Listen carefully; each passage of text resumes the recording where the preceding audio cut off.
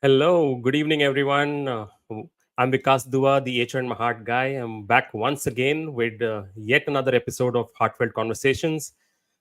I've been rolling out these series over the last few months, trying to bring in different voices to help educate us, to help us grow ourselves, and help us build careers that are more fulfilling and long lasting.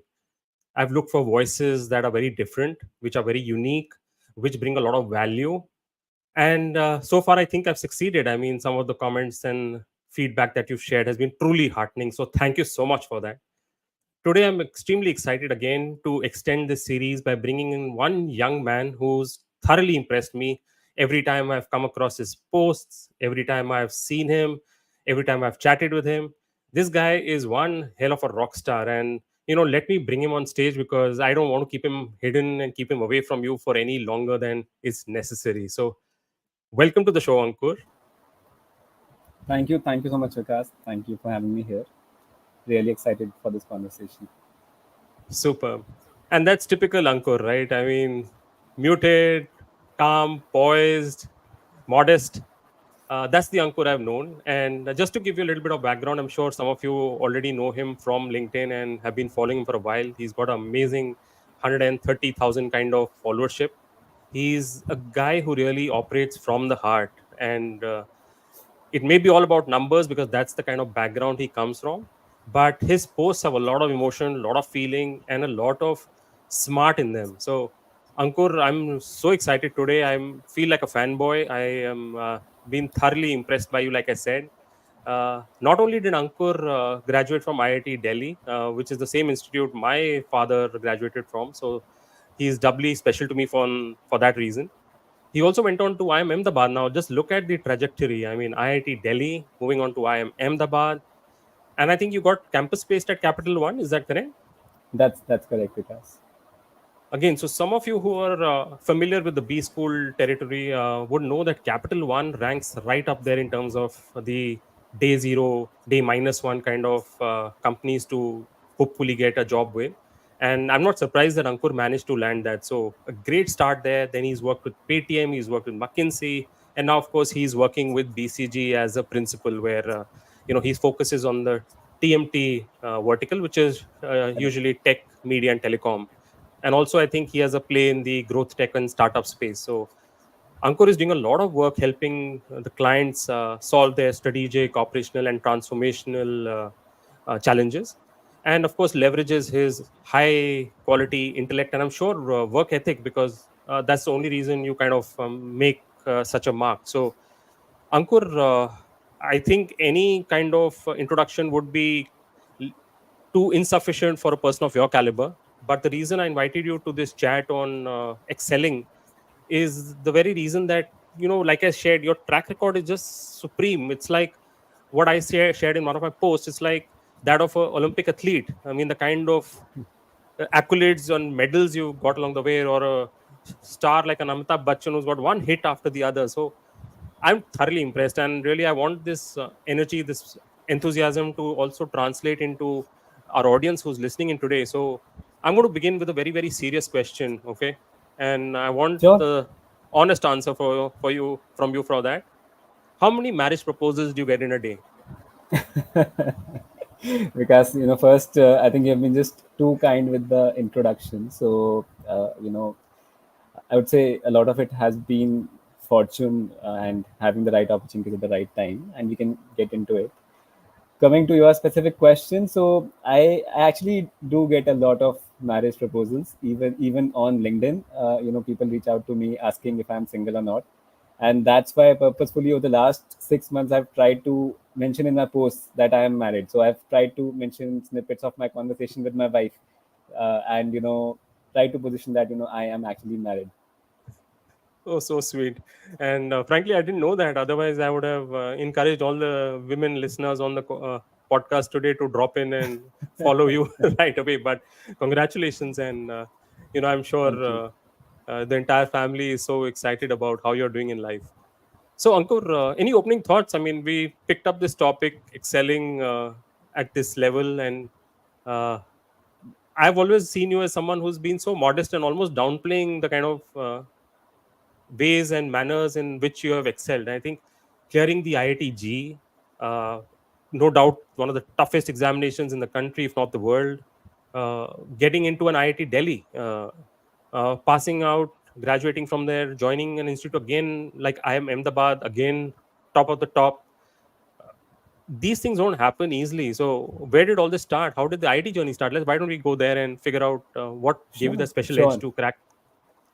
sure. No, I think that's a actually very deep question. So, see, I actually come from a humble background. So my father, he was in a public sector bank, and growing up, so you are from the HR field, so you would appreciate this. So I do feel that life works in a very Maslow's hierarchy framework, right? So you begin by solving for physiological needs, you begin by solving for safety and security, and that was my prime focus growing up. That you have to get into a good college, get a good job, and actually elevate the entire family standard. So that was the mindset with which I was operating. I think the first time my parents really felt that I could do something was in class sixth when I appeared for a national Olympiad. So our school had asked us to sign up for maths Olympiad, and I actually ended up getting a top 500 rank nationally. And that's when we got the result. It said that your percentile is some 97, 98 percentile in the country, and that's when I remember my father saying that so looks like Ankur actually has some potential. So that was when the first thoughts of doing engineering or doing something with maths came up. However, it was quite later in life. I would say till class ninth, I was not really sure what I was going to do. But then again, I signed up for coaching class in class 10th, and that's where the entire IT JE journey started. I think a key aspect of it was actually Vidya Mandir classes in Delhi. So I don't know how many people know about it, but Vidya Mandir classes used to be a top coaching institute at that point in time, run by three brothers, all of whom were from IIT Delhi.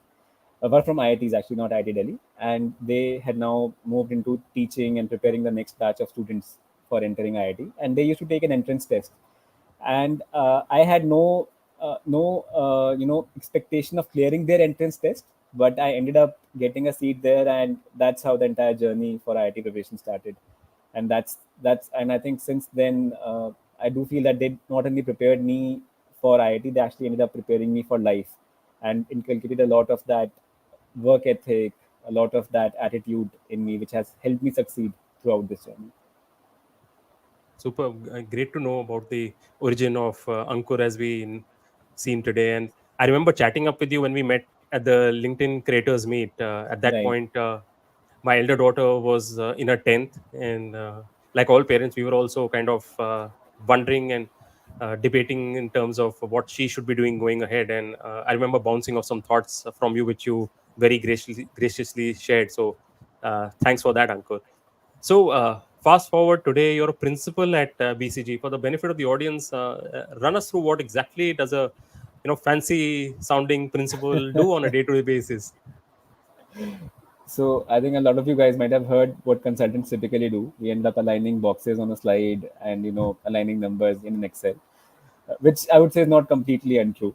So, but from a principal standpoint, so it's a partner minus one position in the hierarchy, and my role is split across two things. One is doing casework, project work for the clients, and second is actually doing sales for upcoming projects, for the pipeline, for building a pipeline for the firm. The project work, as Vikas had mentioned in the introduction, I work in the tech, media, telecom, startup sort of space. So the project work is typically with one or two of the clients in that domain, and it could be anything. So to give you a few examples, it could be launching a new product for, say, a food delivery platform in the country. That could be an example of a project. Or it could be launching a new collection of eyewear for another client. That could be an example of a project.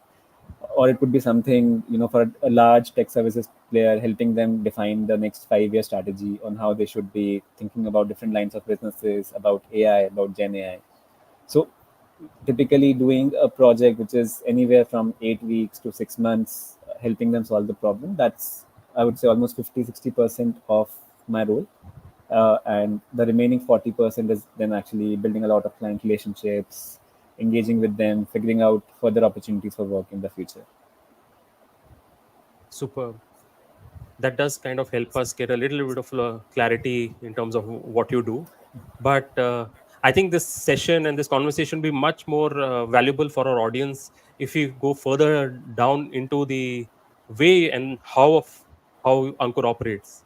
And Sure, sure. as we've discussed, you cleared the IIT JEE, you cleared the CAT exam and got into Ahmedabad. So the perennial discussion or debate is always around intelligence versus effort, right?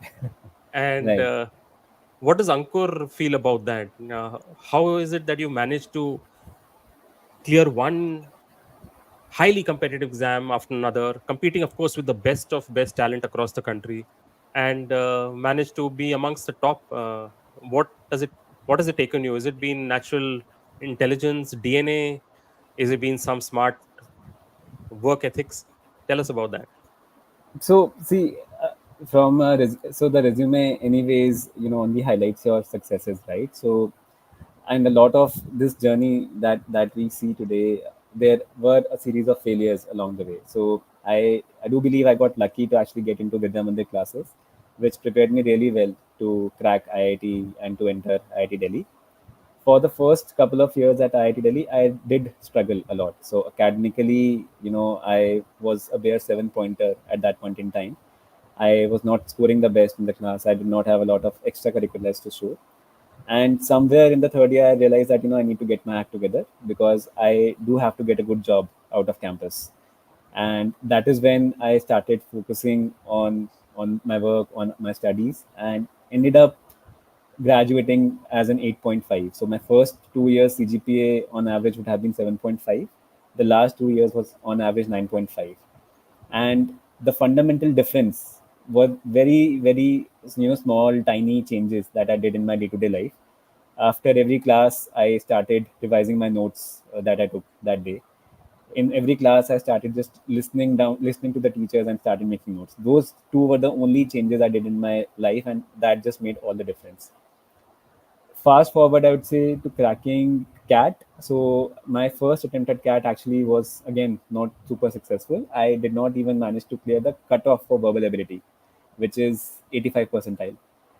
And again, and that's when I ended up working a year at Capital One. So I had a campus placement at Capital One from IIT Delhi. I worked there for a year and gave CAT again.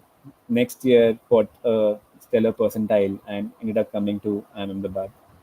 Even on the placement front at IIT Delhi, I would say so. And there was a post also on this on my LinkedIn feed, on my LinkedIn profile that on I actually did not convert any of my day one shortlists, and on day two I ended up getting 5 offers. So it's not like it was a stellar journey all throughout. There were a series of failures, and every time I found myself in that fix, personally, I've just felt two things have helped me. One, just getting more discipline in my life. So, and they have been very small things that just taking out those additional couple of hours to figure out what is going on, taking a step back, figuring out the next steps, be it in terms of going through my notes at IIT, or be it in terms of CAT preparation, right? Just taking out that additional 1 or 2 hours dedicatedly for a task, that and having that discipline is something which has helped me throughout my life.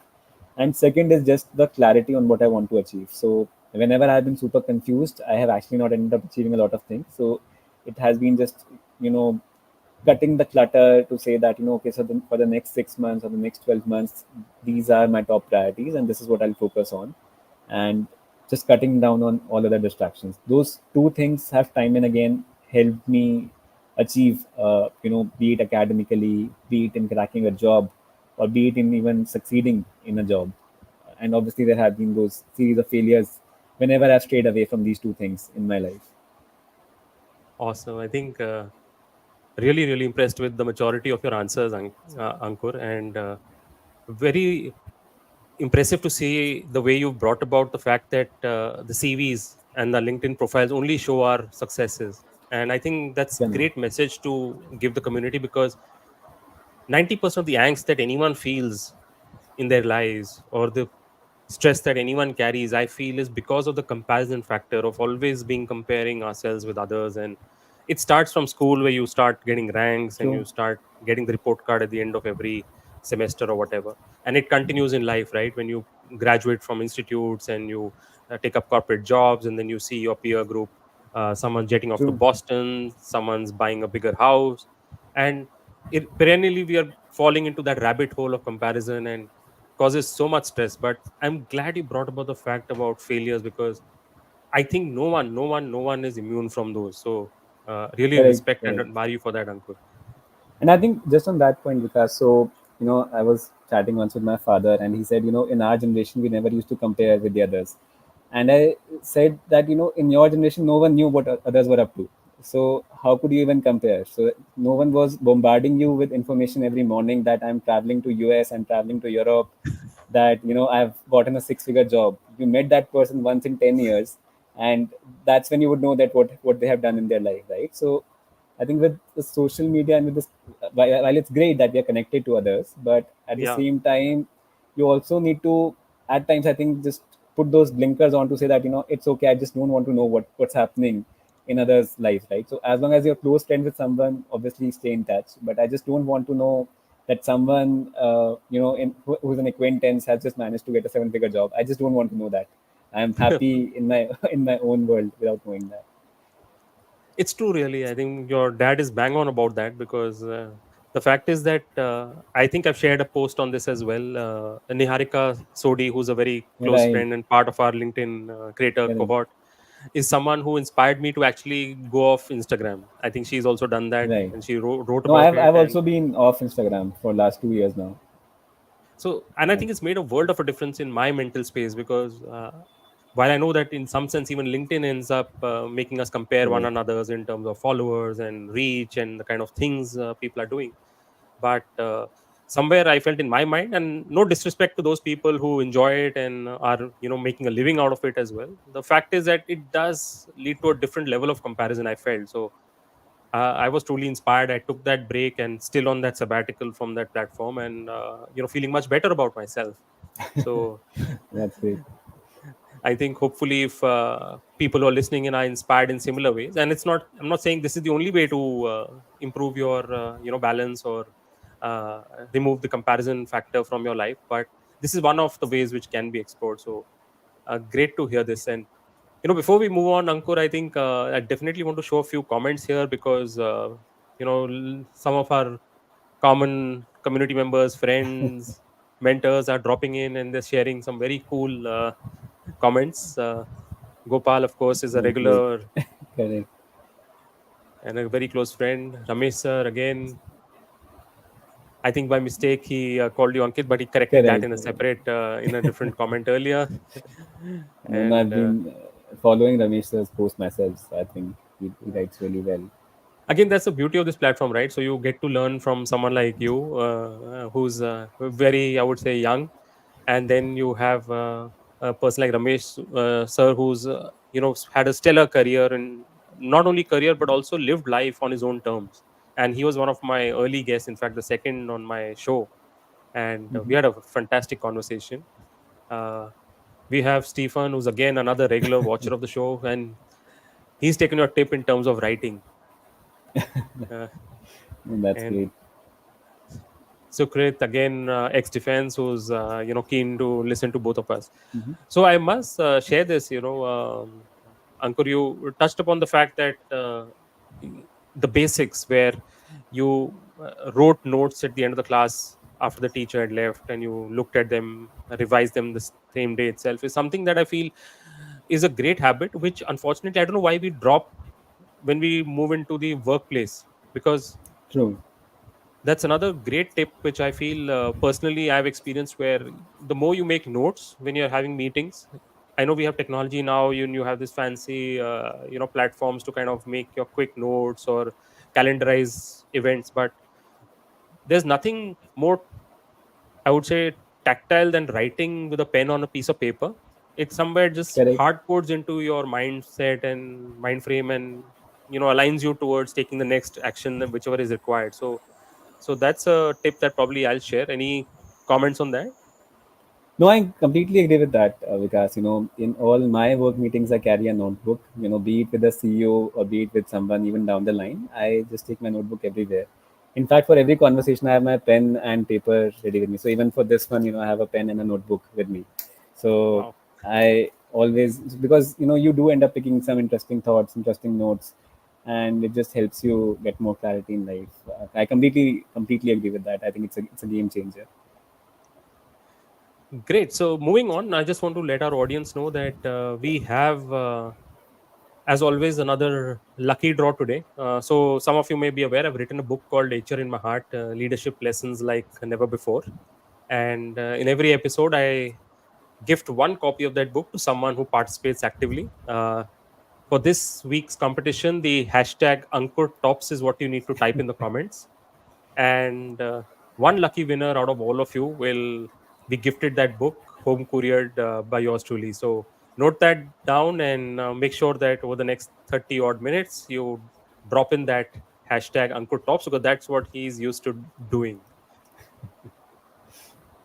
So moving on, Ankur, I also recall one of the posts you shared, which was very insightful. It was a post to share the correlation between hard work and luck. Uh, can Correct. you throw some light on that? I know people can actually go to your profile, and I think it's one of the featured posts, so they can easily go through it as well. But why Right. don't you just share your thoughts on it? Because I know that post did wonderfully well. People really responded to it, reacted to it. So No, let's hear definitely, your take on. definitely. Sure, sure. So, see, I personally feel that hard work and luck, they have a level up sort of relationship. So assume that you are at a level A today, and the harder you work, it helps you to move from level A to level B. And within each level, you have sort of similar opportunities available for you, and that is where the luck comes into play. So if you have 10 opportunities in level B, you will not be able to crack all 10 of them, but you might be able to get one or two of them, which are enough to keep you going. Like for example, so when in my second cat attempt, I had shortlists from all the IIMs, and I cleared my IIM A, B, and C interview, but I did not clear my IIM L interview. And I was really surprised that if I was good enough for Ahmedabad, Bangalore, Calcutta, then what did I miss in my Lucknow interview, right? Similarly, I was mentioning about this previously as well, right? So I did not clear my day one shortlist at IIT Delhi, but I had 5 offers on day two from different companies. Again, very similar set of opportunities, but I cleared one of them, could not clear another one of them. And there have been multiple instances in my life when this has been true. So it's not like I appear for 10 things and I get 10 things. It's just that even if you get one out of them, that is enough, and that is where the luck comes into play. So you just keep working hard to move up that levels, and as soon as you enter a particular level, even if you don't get IMA and you end up getting IML, it's still good enough for the next set of chances, next set of opportunities. You work hard from there, then you get into again similar set of consulting firms, you get into similar set of leadership roles. So that's my sort of theory, that in the end you just keep working hard and you will just get lucky, because the harder you work and the higher the levels you climb, the opportunities keep on increasing. You might have 10 at the first level, you will end up with 1,000 at the last level, which automatically makes it easier for you to succeed, because you will end up converting one of those 1,000. Awesome. I think I'm going to take some while to absorb this. Honestly, I think it's very deep. And fact is that, like any true IITian, I think you've created almost a formula or a algorithm around success. It almost appears to be that, and I think my audience and my guidance to my audience will be that go to that profile page, Ankur's profile page, go to the featured section, read that post time and time again, come back and listen to this, because it really is very, very sensible and quite logical if you really think about it. What Ankur, I think you're effectively saying is that in some sense, you're creating your own fortune or your own success by leveling up every time. And Right. effectively when you're in that kind of let's say peer group, in that kind of circle, by design you're surrounded by great people, you're surrounded by very intelligent conversations, and I think that feeds into your own success as well, because Correct. that's what I've also observed in life, that your company kind of also matters a lot. So No, definitely, definitely. in line with the same, I do want to understand one particular dynamic as well, because when you are in an institute like an IIT, or today in a organization like a BCG, where practically everyone carries similar qualification. A lot of people, I won't say everyone, but a lot of people with that kind of pedigree would be around. It also automatically means that you're in a very, very competitive space. It also means that uh, Right. you can't take it lightly. What kind of pressure does that cause, and how do you handle that kind of pressure, Ankur? So, there's a joke in consulting that, especially the top tier consulting firms, they hire insecure overachievers. So, at the end of the day, everyone in that firm is insecure because they're constantly being, compared with other folks who again have great credentials, or again hardworking, who have great work ethic, right? So it is tough. It keeps you on the edge. And personally, so I did leave McKinsey for a corporate stint, and I ended up coming back to consulting again at BCG. Hmm. And the reason was that I felt that because of that pressure, it actually helps me, continuously improve myself.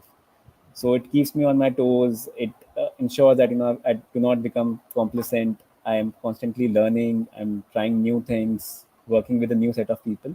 So I do really enjoy that part of the process.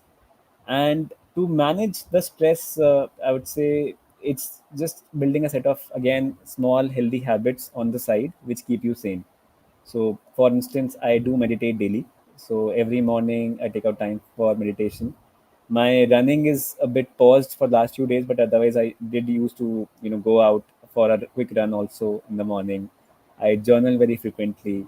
I take out time for writing. I in the evenings I typically, read a book, even if it's just for 10-15 minutes. So just having a set of these habits, they do give me a sense of control on my life, and at the same time, being in a high pressure situation helps me consistently push myself to excel and to improve myself. So I think that's that balance I try to maintain, but very honestly, I do struggle with it a lot of times. So it's not as easy as it sounds in theory. So you end up over indexing on work at some times and on life at the other times. Interesting. So, also in your own experience, having been in such competitive spaces, have you also come across individuals who maybe not handled or managed to handle this kind of competition as effectively as maybe you've managed? No, definitely. I think a lot of people struggle with it, and very honestly, I have also struggled with it. I think I was just saved at times because of the good mentorship that I probably got at that particular point in time. So there was a time when I was, very demotivated, feeling stuck, and feeling that I was not being productive. That it was just taking a lot of toll on me, and was just fortunate to have a very good manager at that point in time who guided me through that phase and helped me come out of it, helped me perform better, and who actually forced me to build out a lot of these habits. He forced me to, take out 15 minutes in the morning for a run. He said, until and unless you do that, you are not allowed to step in the team room. Wow. So that helped me, get more control in my life.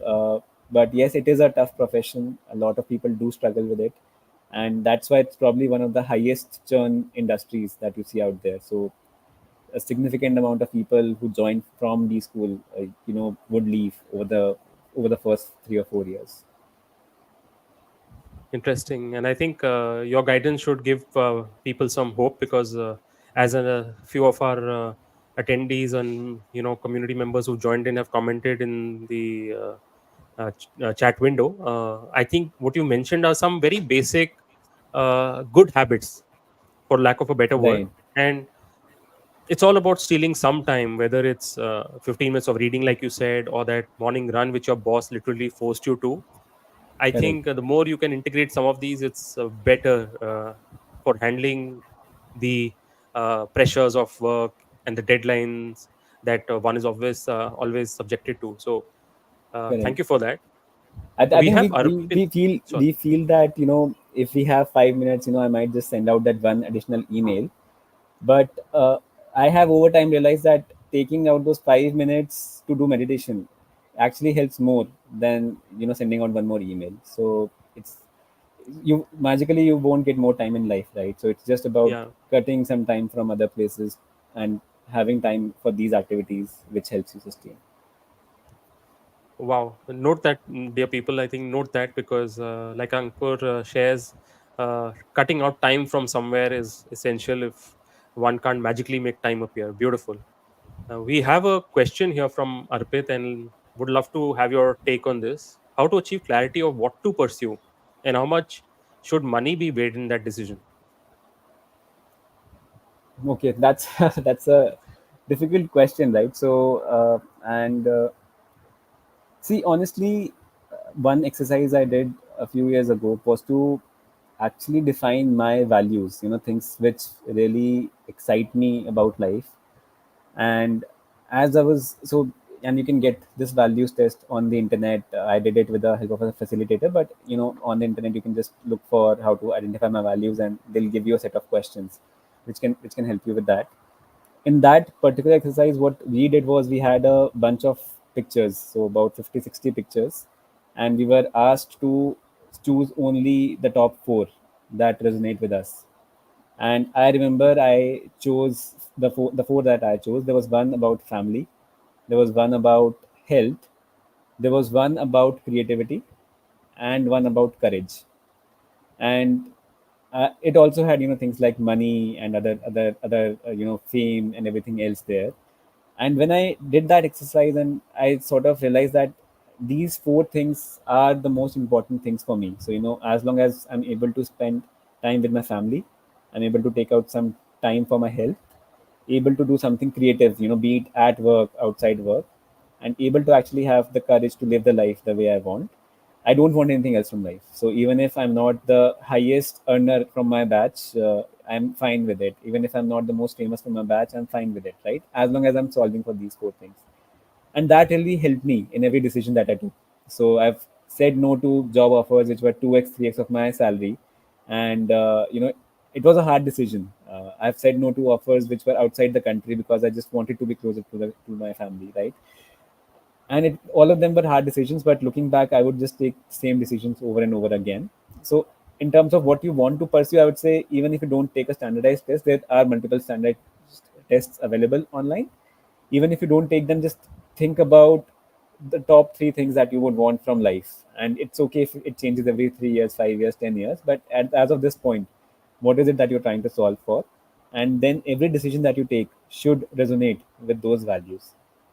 The second part of the question, which is about how much should money be weighed in, that honestly depends a lot on your personal situation. So, as I said, the first thing for me was to solve for money. So, when I was at IIT, when I was at IIM, the first thing that I looked for in a job was obviously money, and I did solve for getting a good placement out of campus.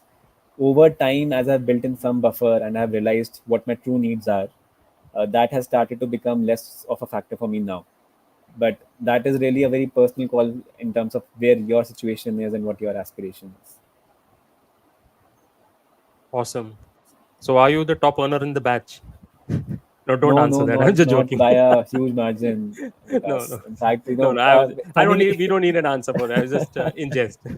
But absolutely loved the clarity with which you answered that, and I hope, Arpit, you got your answer. The fact is, yes, and what I could sense when you were sharing that answer is that here is a guy who's so genuine, who's so transparent. Because if anyone were to go and read your LinkedIn profile bio note right now, they'll see the word family there, right there in that 200 page, 200 word kind of essay. So it speaks volumes, because you walk the talk. It's not something you're just saying right now on a podcast for the sake of the listeners. And that's what truly impresses me, and truly makes me even value you even more. So thank you for that, Ankur. Thank you, Vikas. And Ramesh sir again is you know a very, very what should I say, heartening comment there. He says he's He's just too giving you a generous. standing ovation. So yes, and but you deserve it, right? I think that's what we are kind of appreciating here today. The effort and the achievements are one side of it, but humility, which I pointed out in the post, the transparency with which you're sharing, I think that's something I want the audience to take away. There's another question from Stephen this time, and he would like to know what are the common misconceptions about excelling at top levels that you would like to debunk. So I think the biggest one is that, once you excel at top level, you are set for life. I think that is a big misconception, right? So because a as you get to that level, you realize that there are further top levels up in the hierarchy which you were just unaware of. So it's almost like, you climbed a small hill, and then you see the mountain peak from there. So you did not see the mountain peak earlier, but now you still feel that, you are quite small in the whole scheme of things.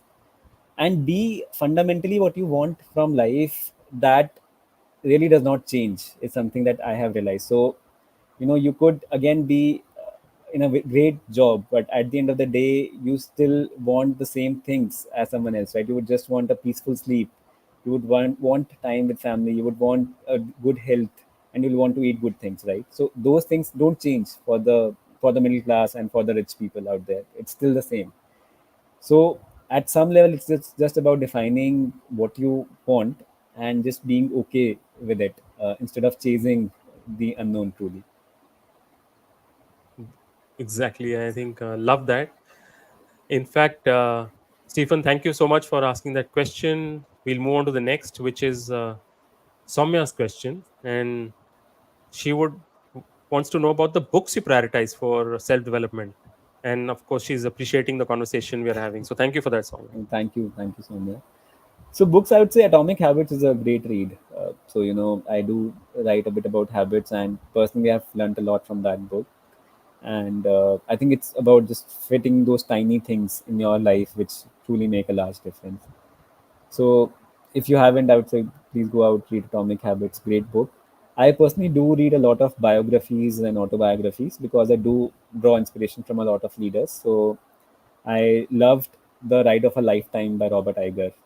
He was the Disney CEO for almost 2 decades, and who led that entire Marvel acquisition, animation, Pixar, everything, this building Disneylands. It's a fascinating journey, and it's what's truly remarkable about that book is that you realize that he is a humble guy. He just acknowledges the fact that he was at the right time, and in the right position at the right time, and some of those things came to him. It's not super obnoxious to say that he's the God's gift to mankind. So I really loved that part about that book. Then there are a few others. Shoe Dog by Phil Knight is amazing. Everything Store, which lays out the Amazon's journey, is amazing. So I think some of these books have really made a difference in my life, to just figure out how great leaders have thought in the past, and what are the kind of things that I can draw from them. Obviously, don't resonate with everything that everyone says, but whatever you resonate with, you try to just inculcate that in your life. So thank you for that. And I'm sure one day we'll be reading a book that Ankur Garg has written on his life and successes. So I'll be there cheering from the crowd.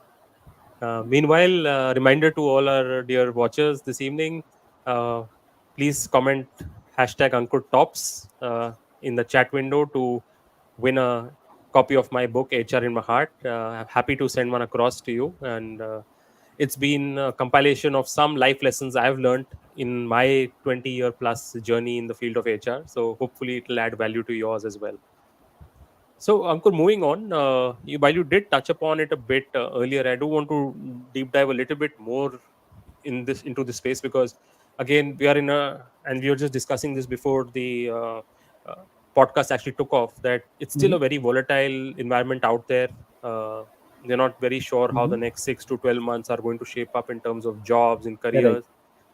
So, for people who are facing challenges, or let's put it across in a different way, how do you overcome challenges that you encounter during your career or during your life per se? I mean, are you, I'm sure, like the others, not immune to them? No, definitely. So because honestly, every review cycle, I have just butterflies in my stomach, that I don't know what's going to be my fate this time, right? So it's been almost 8-10 years since I've left IIT, almost a decade, but I still feel those jitters every time someone says that your review is upcoming. So I think, and the environment that we discussed, right? It is challenging at this point in time. My go-to is, I would say, two things. One is that you just give your absolute best, to the work, be it, and just have that sort of work ethic and discipline in your life to just ensure that you are doing your best. Right. That's my number one go-to thing for anything that I do. The other thing which I am consciously forcing myself to do is to not restrict my identity to work itself.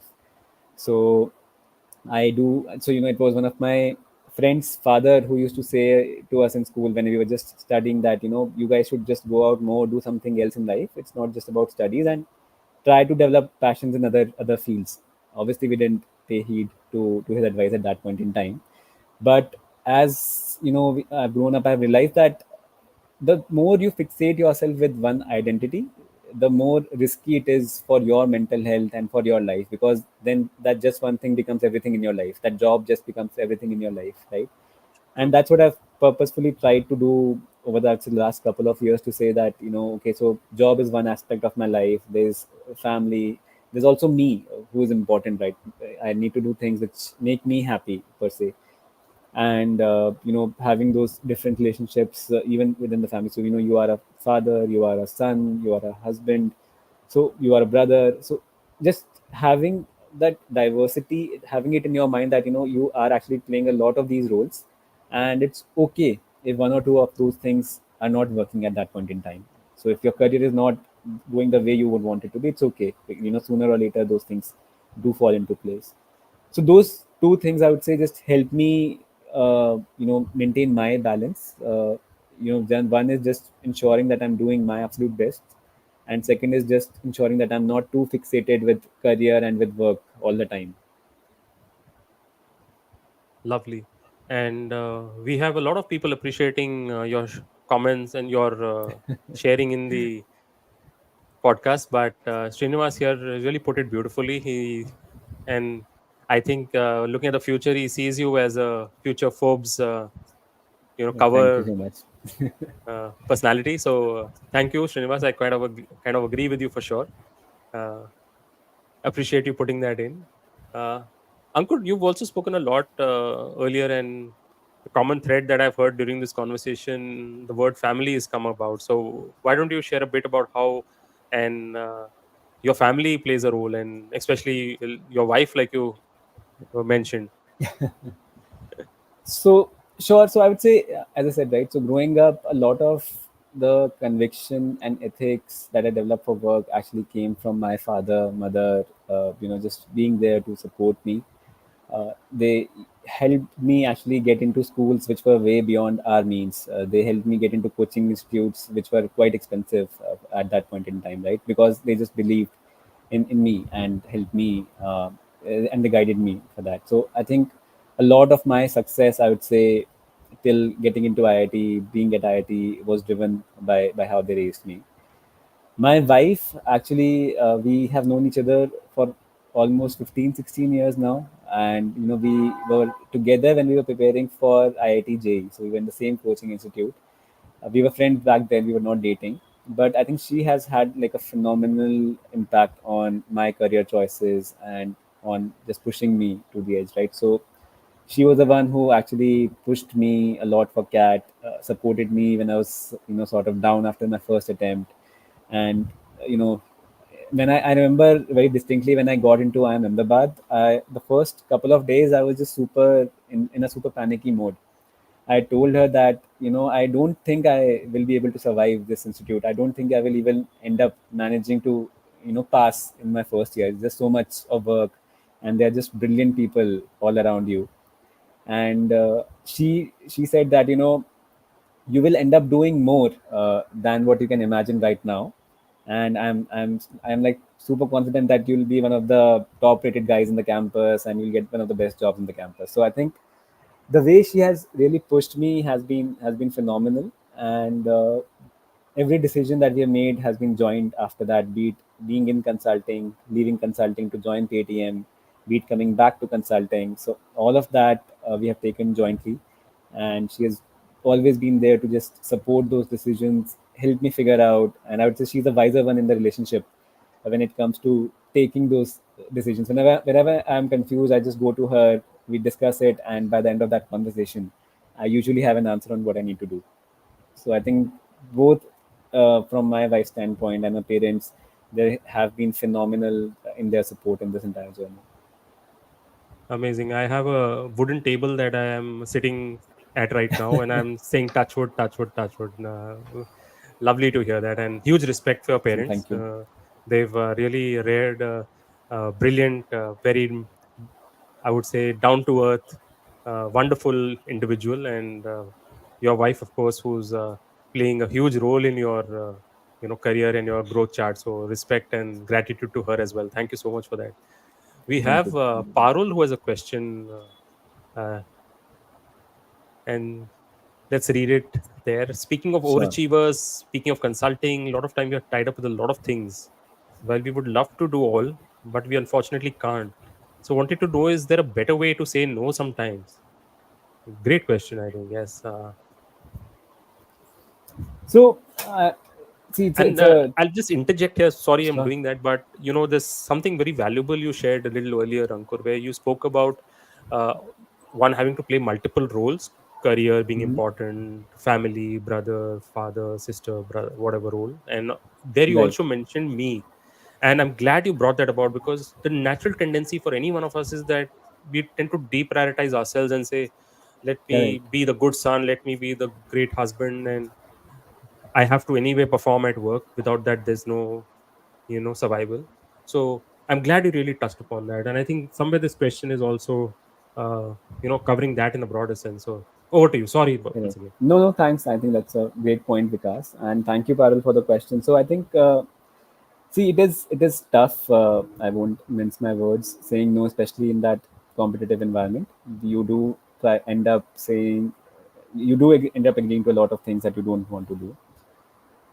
I'll just maybe narrate a small incident here, right? So I remember in one of my rating cycles, I was really pressed for those 6 months. I did a lot of things, and the feedback that I received in that note was that I had not been able to do one thing in those 6 months, and that one thing was mentioned in my feedback note that Ankur, dropped the ball on XYZ in the last 6 months. And I just sat there reading that, and I was like, I just ended up giving all I had, working late nights the last 6 months, and still the only thing which is mentioned there is the thing that I did not do. So that is when it really hit me that anything and everything that you sign up for, you do need to give it your best, and anything that you can't do, it's okay to just say no to it. People will feel a bit neglected, people might take offense in the beginning, but sooner or later everyone realizes that there are limits to what you can do. So as long as you are able to prioritize what really matters and you are doing a good job out of it, you do have a room to say no to a lot of other things, which is what I have consciously tried to do, both at work and in my personal life. Works, and very honestly, it works easily at workplace, not so much at home. So, at workplace you're still able to say no to things. At home, it's harder. But at least on the work front, I've really felt that it's okay to say no, as long as what you're doing a stellar job at it. Wow. Thanks for that. And at this point, I just want to remind our audience that we have the competition going on in another 5 odd minutes. We'll reveal the winner. So this is your last call. If you want to win a copy of my book, HR in My Heart, do drop in that hashtag Ankur Tops in your comments. Uh, we have another question from a very, very dear friend and fellow podcast host, Gopal Iyer. Uh, he wants to know what is your definition of happiness, Ankur? No, thank you, Gopal, for the question.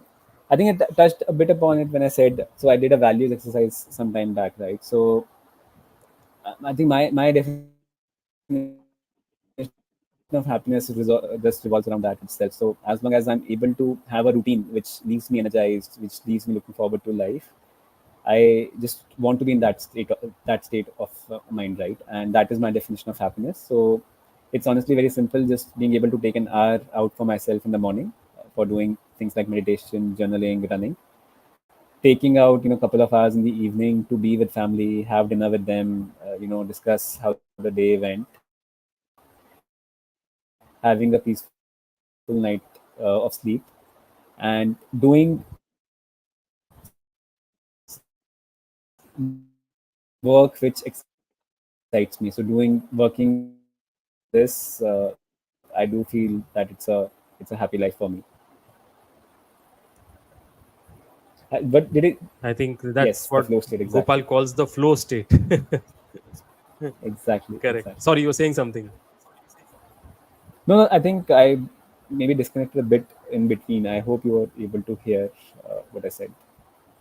Yes, luckily it wasn't very Okay, bad, so we managed to get the main thread of it. Great. perfect. So, Ankur, I think towards the end of this conversation, as we are, reaching there, I just want to understand from you and also a little bit about what is Ankur beside apart from work and uh, the family bit, because when one sees a CV with your kind of credentials, the first reaction one has is that, and I'm using this term, but please don't mind me. No, sure. In Hindi, we call it kitabi kida. It's someone whose nose is always buried in books, and of course, now when you're working in Excel sheets and PowerPoint presentations. So, what is Ankur like with his friends? What is Ankur like by himself? Sure. So, see, I think movies. I really love movies. And back in college, I remember there was a semester when I ended up watching 24 movies at the theater. So it was a movie in a span of 4 months, almost two movies every week. I ended up watching because they were just so cheap at that point in time. So movies is something that I really look forward to, and I do end up watching a lot of Netflix, a lot of Bollywood movies, which not a lot of people will associate with me. That's one. Second, I enjoy a lot of driving as well. So going on road trips, even at times when we have nothing to do, we just step out of our house. We go around the city on an hour-long drive and come back, even if there's nothing to do. So driving is another thing which I've really enjoyed and has stayed true with me. I also do a bit of traveling, so I do take end of year break. I've been doing that for almost last 6 years now. All in this, and especially in the second half of December, I'm always on off. I take up all my vacation leaves every year to ensure that I'm using them appropriately, going out whenever I want to. And with friends, I would say so. I'm usually the quieter one, not the louder one in the group. But I think there have been rarely occasions which I have missed. So if anyone invites me, I will show up. So if it's a friend's birthday, wedding, anything that we are celebrating, so I make it a point to just show up there, and just be part of that entire occasion, right? So that's me beyond work. Super. So next time I invite you over, I know for a fact that you will show up, and that's Definitely. something uh, I will be looking forward to. That's something I will make happen. It'll be a pleasure to meet you and your wife. Sure, Vikas. Vipul, again, one of our regular attendees, has a question for you, and let's go through it. You didn't arrive in Sure. this position knowing everything that you know now. So, in your journey to where you have reached, how did you go about learning and developing as an individual for your future and staying true to your values, but still knowing where and how to grow in the right direction? Yeah, I think your wife's played a role there, but then I don't want to hijack your answer.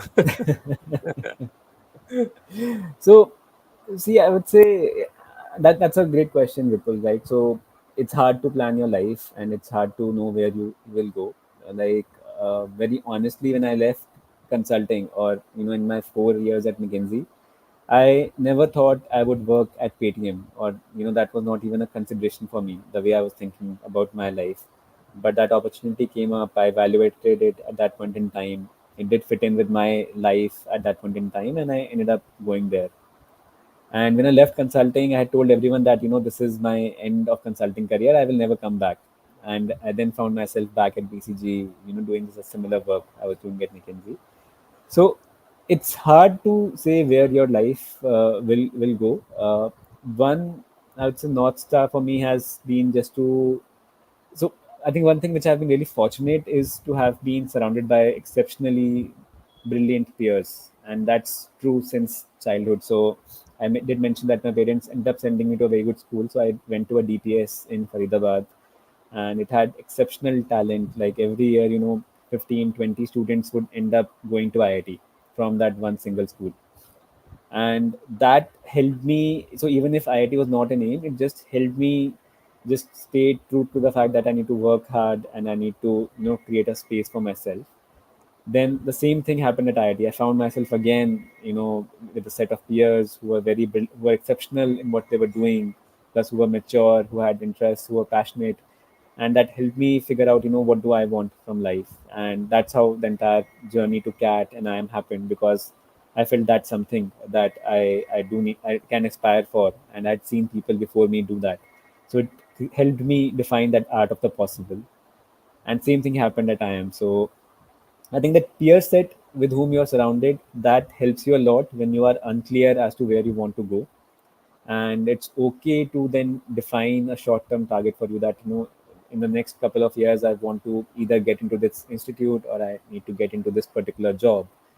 And over time, as you learn more things, you can obviously evolve that answer, right? So if somewhere down the line you realize that this job is not for me, then it's okay, you can figure out to do something else, right?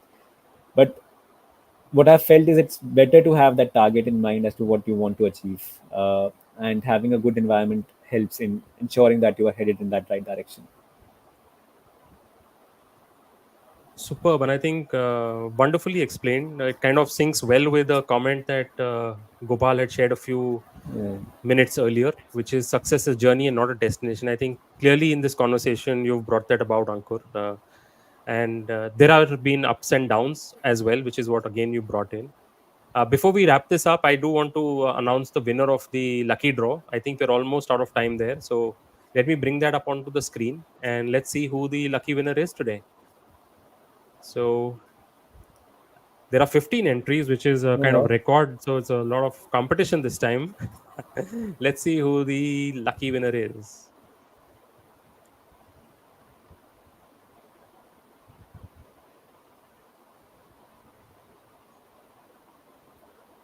Suhash. So Suhash. congratulations. Do you know Suhash Congratulations, personally? Suhash. No, I don't.